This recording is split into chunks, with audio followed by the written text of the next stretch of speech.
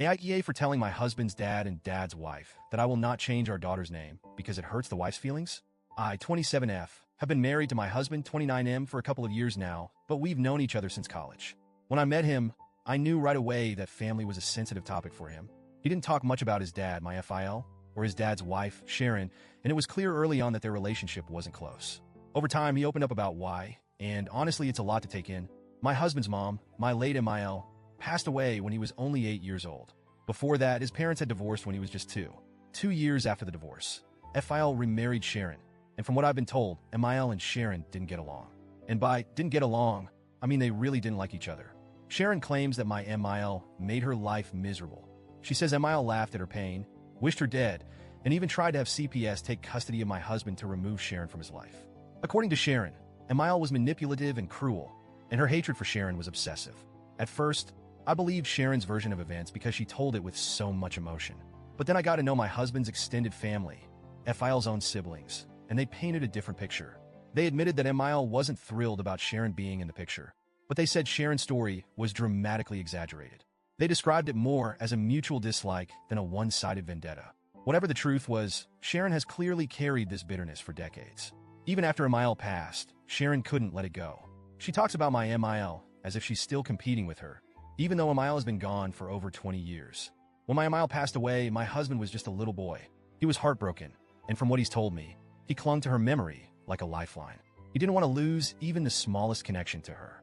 So when FIL and Sharon announced they were planning to attend the funeral, my husband, who was only 8 at the time, completely freaked out.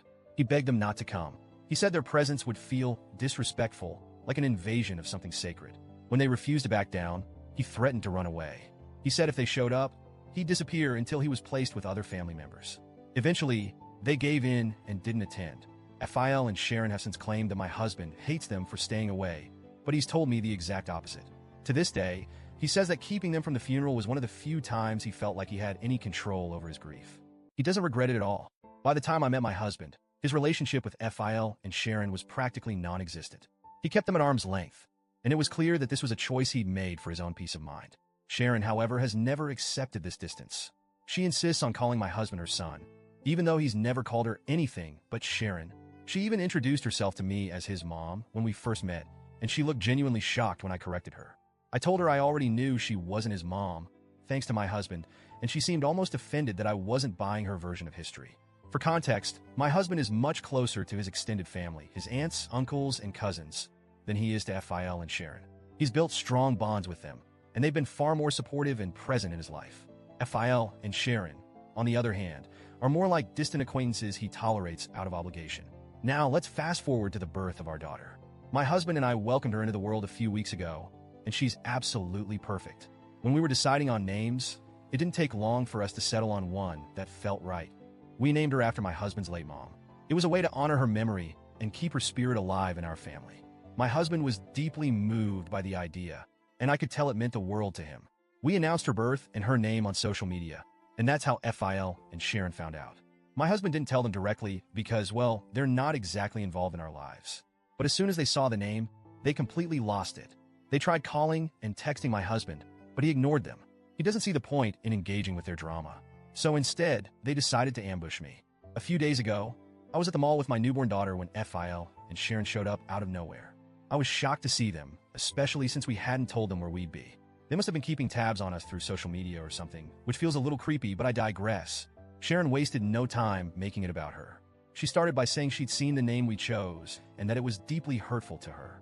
She said naming our daughter after MIL was like reopening old wounds and accused us of using our baby to deliberately hurt her feelings. I was standing there, holding my newborn, completely dumbfounded. I didn't even know how to respond at first. Then Sharon dropped the real bomb. She demanded that we change our daughter's name. She said it was only fair to name the baby after her instead, since Sharon has been here all this time while MIL hasn't. She kept going on and on about how she's the one who stepped up and how she deserved this recognition more than MIL did. At that point, I'd had enough. I told her, as calmly as I could, that we were not changing our daughter's name. I said her feelings weren't a factor in our decision-making and that this wasn't about her. This was about honoring my husband's mom and the legacy she left behind. I made it clear that we weren't interested in revisiting decades-old grudges, especially not when it came to our child. I didn't want to escalate things further. so I left before she could say anything else. But apparently, that wasn't the end of it. Since the confrontation, FIL and Sharon have been blowing up our phones with texts and calls. They're calling me rude, disrespectful, and even disgusting for dismissing Sharon's feelings. They're accusing me of being insensitive and deliberately stirring up old drama. FIL has even chimed in, saying that I've disrespected the woman who stepped up to be a mother figure when MIL wasn't there. My husband, bless him, has been my rock through all of this. He's 100% on my side and has been dealing with most of the messages, so I don't have to. He thinks Sharon's behavior is just more proof of why he's kept his distance all these years. Still, part of me wonders if I handled the situation the right way.